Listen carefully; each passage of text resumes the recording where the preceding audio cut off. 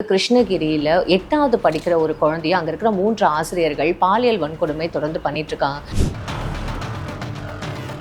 Sir, இப்போ ஸ்டாலின் அவர்கள் வந்து புதுசா வந்து ஒரு மசோதாவை கிரியேட் பண்ணியிருந்தாரு இந்த கூட்டத்தொடர்ல. அது நமக்கு தெரியும். அதுவுமே நீங்க ஏத்துக்கல. நீங்க பார்த்து என்னை அவரையும் உள்ள தள்ளிவிடலாமா? ஒரு பெண்ணை பின்தொடர்ந்து போனால் 5 வருஷம் சிறைன்னு போட்டுக்கிறது. நான் பாட்டுக்கு பச்சை பிடிக்கிறது ஓடிட்டு போய் எனக்கு முன்னாடி நீங்கள் போயிட்டு இருப்பீங்க, என் பின்னாடியே வந்தால் நீங்கள் சொன்னீங்கன்னா நான் 5 வருஷம் ஜெயிலுக்கு போயிடுவேன். அதெல்லாம் ப்ராப்பர் இன்வெஸ்டிகேஷன். நீங்கள் அந்த கேள்வியிலேருந்து எங்கே போனீங்கன்னா ஒரு சட்டம் கொண்டு வந்திருக்காங்கன்னு போனீங்க. அதனால அந்த சட்டம் பெரிய ஆபத்தான சட்டம்ன்றதை நான் சொல்கிறேன். பெண்களுக்கு மாத்திரம் அரசியல் எல்லாத்தையும் ஒதுக்கி கொடுத்துட்டு போகிறீங்க. அப்புறம் நான் என்ன ஆகுறது? கிடைச்சவன் காரியத்தை முடிச்சுக்கிறான், கிடைக்காதவன் என்ன மாதிரி உபதேசம் பண்ணிட்டு இருக்கான். அவ்வளோதான். டைவர்ஸ் கேஸ் வரும். என்னுடைய கணவனுக்கு ஆண்மை இல்லைன்னு சொன்னாங்கன்னாக்கா எங்கள் டிபார்ட்மெண்ட்லேருந்து சாட்சி சொல்கிறதுக்கு போகணும். அந்த கணவனை நாங்கள் பரிசோதிப்போம். அந்த இடத்துல அந்த கணவனை பற்றி அவள் என்னென்ன குறைகள் சொல்லுவா தெரியுங்களா? காது கொடுத்து கேட்க முடியாது. நீங்கள் அதை அட்டன் பண்ணியிருக்கீங்க? ஆமாம். அம்மாவுடைய அவளை பார்க்கும் முதல்ல தன்னுடைய தாய் ஞாபகம் செக்ஸ் வரல. லோலிதான் ஒரு ஃபேமஸ் நாவல்மா, உலக புகழ்பெற்ற நாவல்.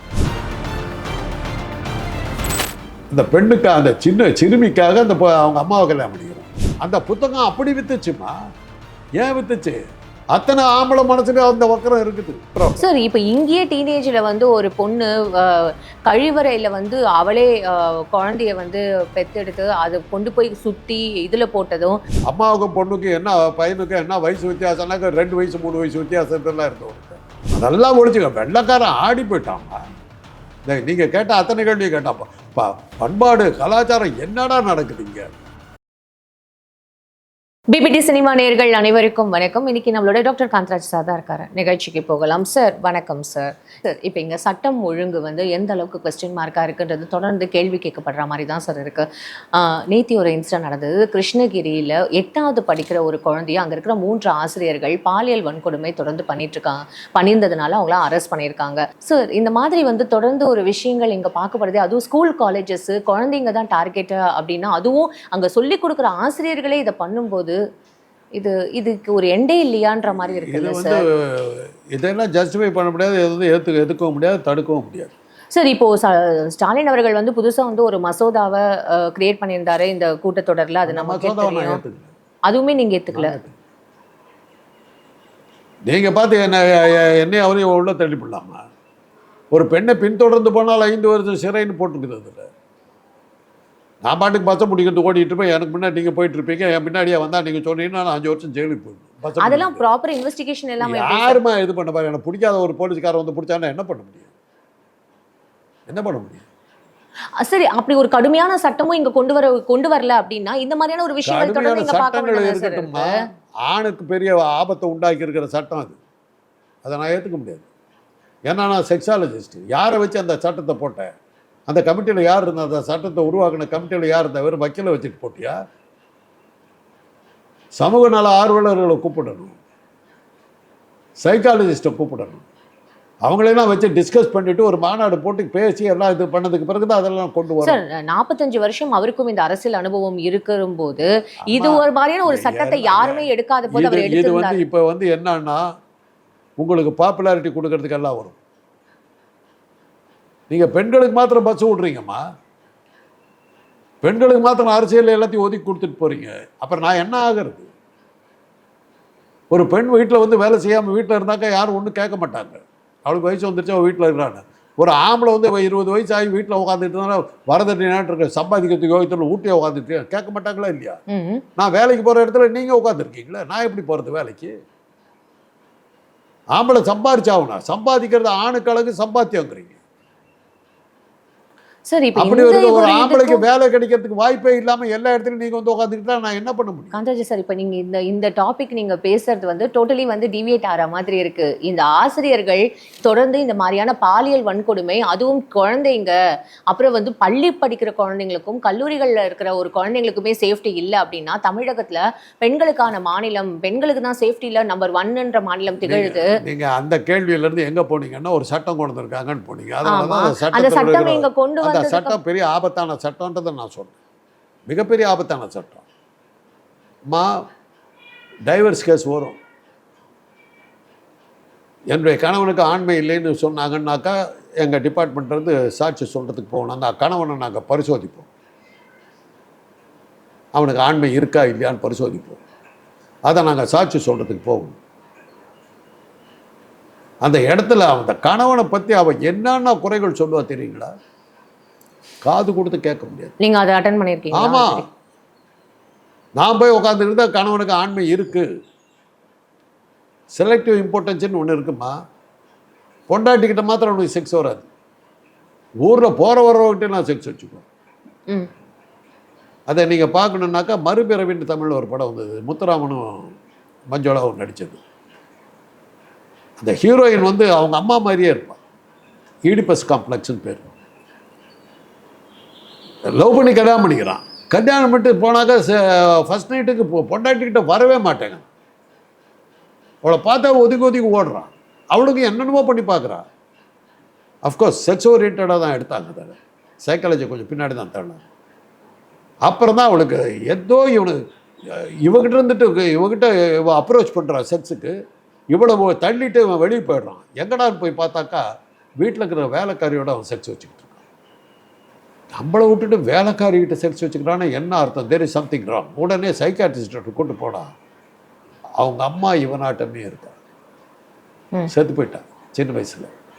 அம்மாவுடைய அவளை பார்க்கும் போதெல்லாம் தன்னுடைய தாய் ஞாபகம் இருக்கு, செக்ஸ் வரல. அதுலேருந்து அவனை வெளியே கொண்டு வர்றாங்க. இது வந்து கோவூர்னு ஒரு பெரிய சைக்காலஜிஸ்ட் இருந்தார். அவருடைய கேஸ் ஸ்டடியை தான் அந்த படமாக எடுத்தார். ஓகே.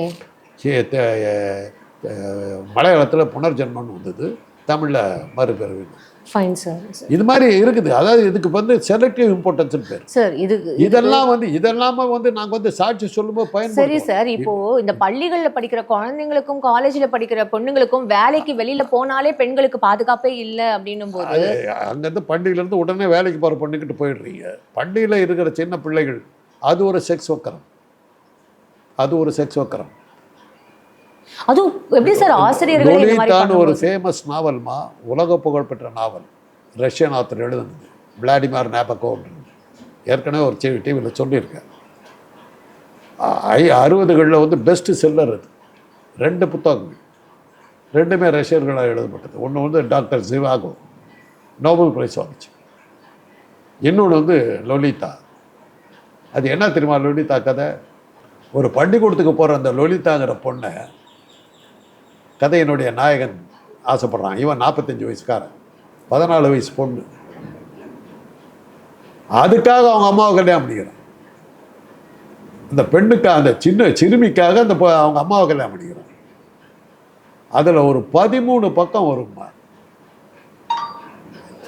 பருவம் அடைஞ்சு எல்லாம் ஆனால் அந்த கல்யாணத்துக்கு தயாராக இருக்கிற பெண்ணோட செக்ஸ் வச்சுக்கிறத விட இந்த மாதிரி புதுசாக மெச்சூர் ஆன வயசுக்கு வந்த ஒரு பெண்ணுடைய செக்ஸ் எப்படி இருக்குங்கிறத வந்து வர்ணிக்கிறா பாருங்கள். அந்த புக்கை படிச்சிங்கன்னா கடையில் கிடைக்கும், இப்போ கிடைக்கும். பார்த்தீங்கன்னா 13 வயசு பொண்ணு விடக்கூடாதுன்னு தான் ஃபீலிங். இப்போ நீங்களே அவ்வளோ ஜஸ்டிஃபை பண்ணுறான் அதில். Fine sir. இப்போ இது சினிமாவாகவும் எடுத்தாங்க. சரி, இப்போ இதை பற்றி நம்ம பேசி என்ன சொல்ல வர்றேன்னா, அந்த புத்தகம் அப்படி வித்துச்சுமா. ஏன் வித்துச்சு? அத்தனை ஆம்பளை மனசுல அந்த வக்கரம் இருக்குது. நான் தான் சொல்கிறேனே, கிடைச்சவன் காரியத்தை முடிச்சுக்கிறான், கிடைக்காதவன் என்ன மாதிரி உபதேசம் பண்ணிட்டு இருக்கான், அவ்வளோதான். வாய்ப்பு கிடைச்சா எல்லா ஆம்பளையுமே ஆபத்தானவன் தான், எல்லா பெண்ணுமே ஆபத்தானவர்கள் தான். Sex is part of life. When it is available, it will be utilized. Sex இயற்கையோடு ஒன்றி போன ஒரு விஷயம். உடல் உறவு கிடைக்கும் போது அதை அனுபவித்து விடுங்க. இப்போ மிருகங்கள் அது மாதிரிலாம் திங்க் பண்ணுறதில்ல. இப்போ ஐரோப்பிய நாகரிகங்களில் வந்து அதெல்லாம் சர்வசாதாரணமாக இருக்குது. டீனேஜ் ப்ரெக்னன்சி ஒரு சமயத்தில் நான் அமெரிக்காவில் இருந்தபோது teenage pregnancy was a big problem. Sir, இப்போ இங்கேயே டீனேஜில் வந்து ஒரு பொண்ணு கழிவறையில் வந்து அவளே குழந்தைய வந்து பெத்தெடுத்து அதை கொண்டு போய் சுற்றி இதில் போட்டதும் அவளுக்கு வந்து தொடர்ந்து வந்து இந்த ப்ளீடிங் வந்ததுனால டாக்டர் காலேஜில் மயக்கம் போட்டு விழுந்ததுனால அதுக்கப்புறம் போய் ஹாஸ்பிட்டல் அட்மிட் பண்ண ஒரு விஷயம் பார்க்குறோம். ஸோ இங்கே கல்ச்சர், இங்கே மாதிரியார் வந்து தமிழ்நாடு அதுக்கு தான் பேர் போனது அப்படின்னு சொல்லிட்டு நம்ம பேசிட்டு இருக்கிற இந்த தருணத்தில் இந்த மாதிரியான ஒரு விஷயங்கள் தொடர்ந்து நடக்கும்போது சேஃப்டின்றது இங்கேயே ஒரு கொஸ்டின் மார்க்காக இருக்குன்றது தான் சார் என்னோட ஒரு கேள்வியாக இருக்குது. அதாவது உங்களுக்கு வரலாறு தெரியலங்கிறதுக்கு இதெல்லாம் ஒரு இது. பால்ய விவாகங்கிறது 40களுக்கு முன்னாடி இருந்தது சார். அது நான் இது சாரதா சட்டம் வந்ததுக்கு பிறகுதான் பால்ய விவாகம் நின்றுச்சு. ஆமா சார். குழந்தைங்களுக்கு கல்யாணம் பண்ணிட்டாங்கம்மா. குழந்தைங்களுக்கு கல்யாணம் பண்ணிட்டு அந்த பொண்ணு பருவத்துக்கு வந்தபோது யாரையோ லவ் பண்ணிட்டு வந்தாக்கா நீ ஏற்கனவே குலதெய்வங்கிற படம் அதே தாம்மா கதை. இப்போ எப்படி ஓடிச்சு தெரியுமில்ல. மைனாவதியை தான் அந்த ரோல் ஆக்ட் பண்ணுவாங்க. எஸ்.எஸ். ராஜேந்திரன் அந்த படத்தில் பிச்சு உதறி இருப்பார். அந்த பெண்ணுக்கு திருமணத்துக்கு ஏற்பாடு பண்ணுறாங்க. அப்போ தான் வந்து அவங்க பாட்டி சொல்லுது, அவளுக்கு 7 வயசாக இருக்கும்போதே கல்யாணம் ஆகி 8 வயசில் புருஷன் செத்து போயிட்டா ஒரு விதவை. பாரதிதாசன் அதாமா எடுத்துனாரு சார். இப்படி சார் அப்ப பெண்களுக்கு அப்ப விழிப்புணர்வு இல்ல. இப்ப பெண்களுக்கு இவ்வளவு விழிப்புணர்வு இருந்தும் ஏன் சார் தப்பு பண்றாங்க? இப்ப சொல்றீங்களா பால் விவாகம், இந்த சின்ன 12 வயசு பருவம் வந்த உடனே பொண்ணு அம்மாவுக்கும் பொண்ணுக்கும் என்ன பையனுக்கும் என்ன வயசு வித்தியாசம்னாக்க 2 வயசு 3 வயசு வித்தியாசத்தெல்லாம் இருந்தவருக்கு அந்த அளவுக்கெல்லாம் இருந்தது. அதெல்லாம் ஒழிச்சுக்க. வெள்ளைக்காரன் ஆடி போயிட்டாமா. நீங்க கேட்ட அத்தனை கேள்வி கேட்டாப்பா பண்பாடு கலாச்சாரம் என்னடா நடக்குது இங்க. 2 விஷயத்தில் அசந்து போனான். பால்ய விவாகம், தேவதாசி சிஸ்டம். ஏன்னா நாங்களாம் பெர்மிசிவ் சொசைட்டி. எதாரையுமே நாங்கள் வந்து மேலெடுத்த வாரியாக பார்ப்போம். கற்புங்கிற ஒரு விஷயத்தை நாங்கள் சீரியஸாக எடுத்ததில்லை. எங்கள் ஊரில் இல்லாத அசிங்கமாக இங்கே நடக்குதாடா. அதுதான் லட்சணம். சும்மா கதை பேசிக்கிட்டு உட்காந்துட்டு ஃபைன் சார். அசல் உலகம் வேற. இவ்வளோ நேரம் உங்களோட பொன்னான நேரத்துக்கு ரொம்ப நன்றி சார்.